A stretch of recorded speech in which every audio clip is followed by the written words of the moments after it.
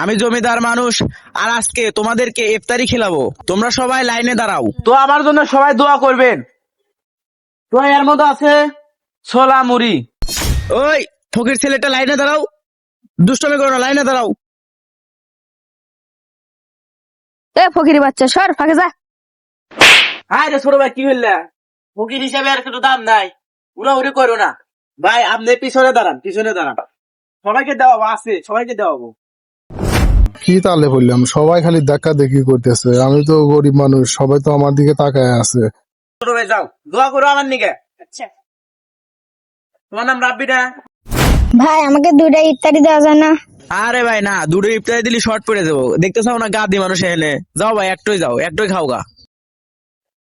সুলতান ভালো আছাও? ভালো থাকো, যাও। তো ভাই দেখা দিছে, কিছু মনে হচ্ছেন নাকি? আরে দুঃখ আছে। আরে দেখা দাও, ঠিক হয় না। কি ওটা? আল্লাহ! আরে ভাই যাই ভাই, থাক ভাই, ভাই থাক, ওই থাক। এই দাঁড়া। এই তুই দুই হান্ডা দৌড় মারছো গা। একজন চাইলে দুই হান্ডা, একা আমি দিলাম না। দুই হান্ডা দৌড় মারছে গা। হ্যাঁ বহর দাও। ভাই নিয়েন না। নিব না মানে? তোমাকে তো দিতেইছি, তুমি দৌড় মারছে গা। ভাইজান, আমার ছোট ভাই লুলা না খেয়ে রোজা রেখেছে, তার জন্য ইফতার নিয়ে এসেছি।